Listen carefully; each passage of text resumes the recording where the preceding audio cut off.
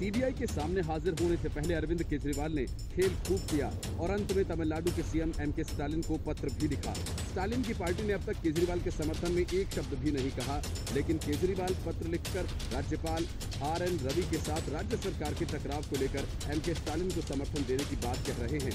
अपने पत्र में केजरीवाल ने कहा कि ये साबित हो गया कि भारत में लोकतंत्र हर दिन हमले झेल रहा है। दिल्ली आबकारी नीति मामले में आरोप, कुछ शराब कंपनीज को फायदा पहुंचाने का और आम आदमी पार्टी को घूस दिया गया। इन आरोपों के बाद केजरीवाल ने खुद आबकारी नीति को खत्म कर दिया। सीएम स्टालिन ने सभी गैर बीजेपी शासित राज्यों को एक प्रस्ताव पारित करने के लिए पत्र लिखा था और इसमें उन्होंने राज्यों के सीएम, केंद्र सरकार और राष्ट्रपति से यह आग्रह करने के लिए कहा, संबंधित विधानसभाओं के पारित विधेयकों को मंजूरी देने के लिए राज्यपालों के लिए समय सीमा तय करें। केजरीवाल ने कहा कि तथ्य ये है कि गैर बीजेपी शासित सरकारों के राज्यपाल और उपराज्यपाल राज्य विधानसभाओं द्वारा पारित विधेयकों या दिल्ली सरकार से भेजी गई फाइल्स को अनिश्चित काल के लिए रोके हुए हैं। ये न केवल हमारे संविधान का उल्लंघन है, बल्कि लोगों के जनादेश का भी अनादर है, क्योंकि जनादेश किसी भी लोकतंत्र में सबसे ऊपर है। केजरीवाल ने पत्र लिखा कि दिल्ली में हम जिस स्थिति का सामना कर रहे हैं वह इस तथ्य से और भी बदतर हो गया है। उपराज्यपाल ने लगातार दिल्ली के लोकतांत्रिक जनादेश में हस्तक्षेप किया, दिल्ली के बजट देने को बाधित किया और दिल्ली सरकार के हर दिन के कामकाज को रोकने के लिए आगे आ रहे हैं। दिल्ली शराब नीति मामले में सीएम अरविंद केजरीवाल को केंद्रीय जांच ब्यूरो ने पूछताछ के लिए बुलाया है। केजरीवाल 16 अप्रैल को सीबीआई के सामने पेश होंगे। इस बीच आम आदमी पार्टी ने इसे राजनीतिक प्रतिशोध कहा है। आम आदमी पार्टी ने कहा कि केंद्र सरकार अब अरविंद केजरीवाल को जेल भेजना चाह रही है। उन्होंने कहा कि पिछले 1 साल से बीजेपी चिल्ला रही है कि दिल्ली में कोई शराब घोटाला हो गया है और देश की सभी जांच एजेंसी सारे काम छोड़कर इसकी जांच में जुट गई हैं। दिल्ली सीएम ने कहा कि कोई शराब घोटाला नहीं हुआ है।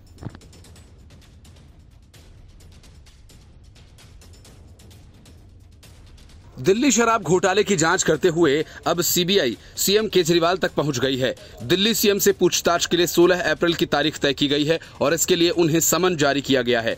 अरविंद केजरीवाल जिस किस्म की सियासत कर रहे हैं उसके लिए अन्ना हजारे की जरूरत शायद नहीं है, लेकिन अन्ना हजारे की वजह से ही अरविंद केजरीवाल आज दिल्ली की सत्ता में हैं। अन्ना हजारे से जब शराब घोटाला और अरविंद केजरीवाल को मिले सीबीआई के समन के बारे में पूछा गया तो उन्होंने साफ कहा कि कुछ दोष दिखाई दे रहा है, इसलिए पूछताछ होगी। अगर गलती की है तो सजा होनी चाहिए।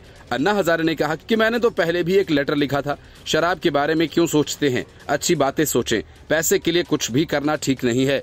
शराब ने किसी का भी भला किया हो ऐसा कभी नहीं हुआ, इसलिए अभी सीबीआई ने जो देखा होगा तो इंक्वायरी हो रही है। अगर कोई दोषी निकलता है तो पनिश करना चाहिए। उन्होंने ये भी कहा कि जब ये मेरे साथ में थे तब ऐसा कोई दिन नहीं आया होगा जब मैंने ये ना कहा हो कि आचार विचार शुद्ध रखो, शुद्ध रास्ते से ही जाना है, बुराई का दाग नहीं होना चाहिए। मुझे बड़ा दुख होता है सिसोदिया जैसे व्यक्ति जेल में हैं। हमेशा समाज और देश का भला होना चाहिए, खुद का नहीं। दिल्ली सरकार में शराब घोटाले से हड़कंप मचा हुआ है। सीबीआई ने इस मामले में सीएम अरविंद केजरीवाल को समन भेजा है और उन्हें 16 अप्रैल को पूछताछ के लिए बुलाया गया है। इस बीच खबर है कि दिल्ली विधानसभा का 1 दिन का विशेष सत्र बुलाया गया है। ये विशेष सत्र सोमवार को बुलाया गया है और आम आदमी पार्टी ने ये विशेष सत्र ऐसे समय में बुलाया जब सीएम केजरीवाल को सीबीआई ने पूछताछ के लिए बुलाया है। इस मामले में ईडी की ओर से हाल ही में चार्जशीट दायर की गई थी और इसके अनुसार केजरीवाल ने शराब कारोबारी और आबकारी नीति घोटाला के मुख्य आरोपी समीर महेंद्रू के फेस टाइम कॉल पर बात की थी। ये बातचीत आम आदमी पार्टी के संचार प्रभारी विजय नायर ने कराई थी।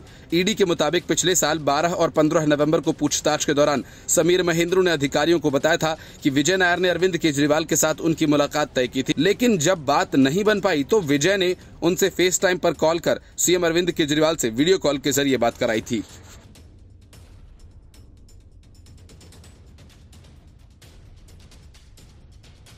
अरविंद केजरीवाल और संजय सिंह के नाम एक बार फिर सामने आए और मामला शराब घोटाले का है, जिसमें सीबीआई के समन के बीच अरविंद केजरीवाल और संजय सिंह दोनों की मुश्किलें अभी और बढ़ने वाली हैं।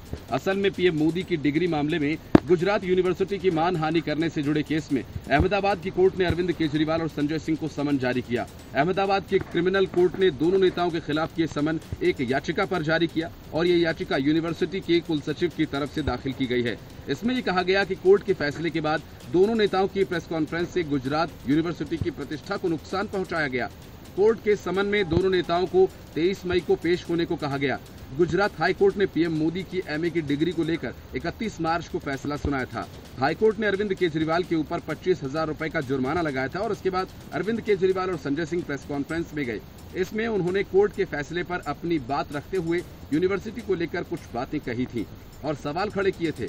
इसके बाद से ही गुजरात यूनिवर्सिटी के कुलसचिव की तरफ से दोनों नेताओं के खिलाफ आपराधिक मानहानि का केस किया गया।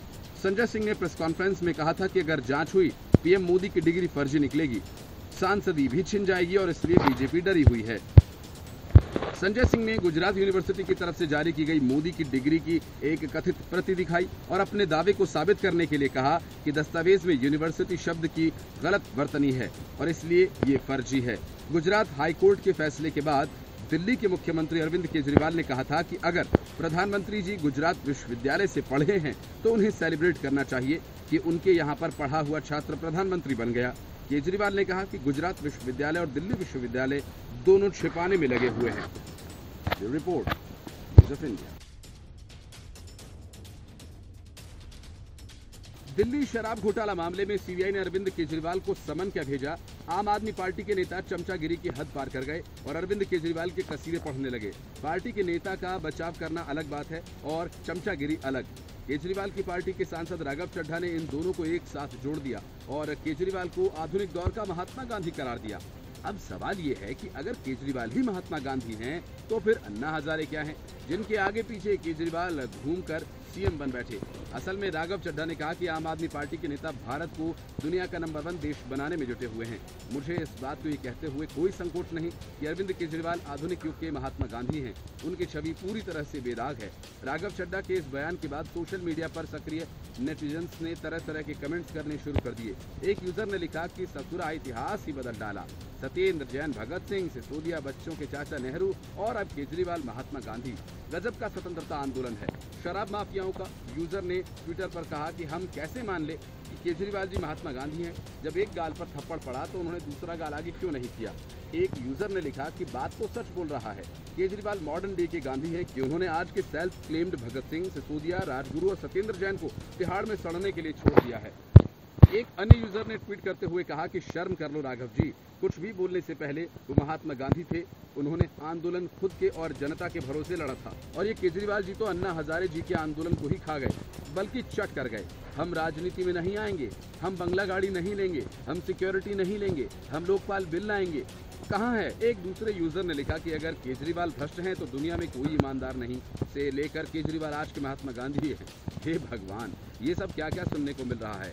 राघव चड्ढा जी, दिल्ली की जनता आपके चुटकुले नहीं सुनना चाहती, शराब घोटाला पर जवाब चाहती है, जवाब दे। एक दूसरे यूजर ने लिखा कि केजरीवाल महात्मा गांधी हैं, सिसोदिया भगत सिंह, आतिशी झांसी की रानी है, दंगाई ताहिर हुसैन चंद्रशेखर आजाद है, चड्डा राजगुरु है, तुम सुखदेव हो और कोई बचा है क्या। एक अन्य यूजर ने लिखा कि आप नेताओं का अगला बयान, अरविंद केजरीवाल ने ही महात्मा गांधी को स्वतंत्रता आंदोलन के लिए प्रेरित किया। कपिल सिब्बल अतीक अहमद के अपराधी बेटे असद के एनकाउंटर पर आपे से बाहर हैं। उन्होंने इस मामले को लेकर तमाम तरह के सवाल खड़े कर दिए। सिब्बल ने कहा कि 19 साल का लड़का देश की सुरक्षा में खतरा कैसे हो सकता है। यही नहीं, कपिल सिब्बल ने इस पूरे मामले में सुप्रीम कोर्ट से हस्तक्षेप करने की भी अपील की। इस बयान के बाद कपिल सिब्बल नेटिजन्स के निशाने पर आ गए। असद अहमद को लेकर कपिल सिब्बल ने कहा कि आखिर 19 साल का लड़का देश के लिए खतरा कैसे बन सकता है। सिब्बल ने आगे कहा कि अगर वो सच में खतरा था और आप उसे पकड़ना चाहते थे तो उसके पैर में गोली मारकर उसे पकड़ा जा सकता था और आगे की कार्रवाई की जा सकती थी, लेकिन उसे मारने की क्या जरूरत थी। उन्होंने आगे कहा, एनकाउंटर ये दिखाता है कि पूरे कानूनी ढांचे में ही दिक्कत आ गई है। केवल एनकाउंटर ही नहीं, पूरी प्रक्रिया को फिर से देखने की जरूरत है। सुप्रीम कोर्ट को इस पूरे मामले में स्वतः संज्ञान लेना चाहिए।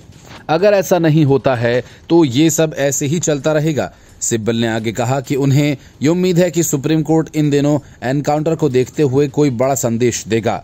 देश में किसे गिरफ्तार किया जाना चाहिए और उसे कितने समय तक जेल में रखना चाहिए, इसको लेकर कानून की पूरी प्रक्रिया को सुप्रीम कोर्ट द्वारा सख्ती से तय किया जाना चाहिए।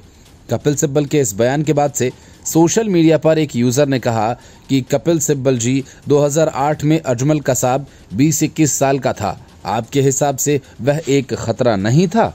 एक अन्य यूजर ने लिखा कि कपिल सिब्बल साहब पूछ रहे हैं कि क्या 19 साल का लड़का असद अहमद देश की सुरक्षा के लिए खतरा हो सकता है। लगता है कपिल सिब्बल पिछले 55 दिन से सो रहे थे, इसलिए उन्हें ये नहीं पता चला कि इसी 19 साल के लड़के ने दिन दहाड़े ताबड़तोड़ गोलियां मारकर एक गवाह और 2 पुलिस कर्मचारियों की हत्या कर दी थी। पता नहीं ये वकालत क्या और कैसे करते होंगे। एक यूजर ने ट्वीट कर कहा कि इन्हीं कपिल सिब्बल ने आतंकी याकूब मेनन की फांसी रुकवाने के लिए आधी रात को सुप्रीम कोर्ट खुलवा दी थी और इनसे देशभक्ति की आशा करना अंधों के शहर में चश्मे बेचने की तरह है। एक अन्य यूजर ने बताने की कोशिश की कि एनकाउंटर से कपिल सिब्बल का नुकसान हो गया, इसलिए वह इस तरह की भाषा बोल रहे हैं। उसने लिखा कि अगर केस सुप्रीम कोर्ट में आता तो वकालत करने को मिलती ना। यही दर्द हो रहा है कपिल सिब्बल जी को। कपिल जी का काफी नुकसान हो गया। यूजर ने ट्वीट कर लिखा कि अतीक अहमद ने खुद अपने बयान में पाकिस्तान के साथ सांठगांठ होने की बात स्वीकार की थी। कपिल सिब्बल जी, हमें योगी आदित्यनाथ जी पर पूरा भरोसा है।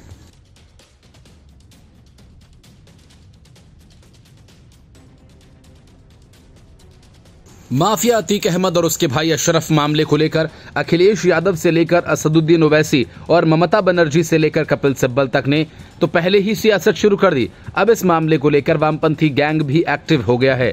इस मामले को जवाहरलाल नेहरू यूनिवर्सिटी में जोर शोर से उठाने की तैयारी भी शुरू हो चुकी है। वामपंथी छात्र संगठन आइसा ने तो इसके लिए सम्मेलन की जगह और तारीख भी तय कर दी है। वे सारे इकट्ठा होकर साबरमती ढाबे पर हुड़दंग मचाएंगे। आइसा ने नोटिस को अपने आधिकारिक फेसबुक पेज पर 16 अप्रैल को शेयर किया है। इस नोटिस की डेडलाइन में कहा गया है कि अतीक अहमद और उसके भाई अशरफ की न्यायिक सीमा से बाहर जाते हुए मीडिया की मौजूदगी में राज्य प्रायोजित हत्या। इस हेडलाइंस के बाद वामपंथियों ने अपने वही पुराने रोने को रोना शुरू कर दिया। आगे उन्होंने लिखा कि अतीक अहमद और उसके भाई अशरफ को पुलिस की मौजूदगी में कुछ लोगों ने जय श्री राम का नारा लगाते हुए मार डाला। पुलिस की शूटर से मिली भगत बताते हुए इस पोस्ट में उत्तर प्रदेश की राजनीति को हिंदुत्ववादी और इस्लामोफोबिक लिखा गया है। पोस्टर के अंत में मुख्यमंत्री योगी आदित्यनाथ की उत्तर प्रदेश में चल रही भाजपा सरकार और पुलिस का पुतला जलाने की घोषणा की गई है। वामपंथी छात्रों ने योगी सरकार में कानून व्यवस्था को पूरी तरह से ध्वस्त बताया है। पोस्टर के अंत में नो टू इस्लामोफोबिया लिखा गया है। उमेश पाल मामले में पूछताछ के लिए साबरमती और बरेली जेलों से लाए गए अतीक अहमद और अशरफ की 15 अप्रैल 2023 को प्रयागराज के मेडिकल कॉलेज में हत्या कर दी गई थी। इस हत्याकांड में अभी तक लवलेश तिवारी, सनी सिंह और अरुण मौर्य का नाम आया है। तीनों को हिरासत में लेकर पूछताछ पुलिस कर रही है।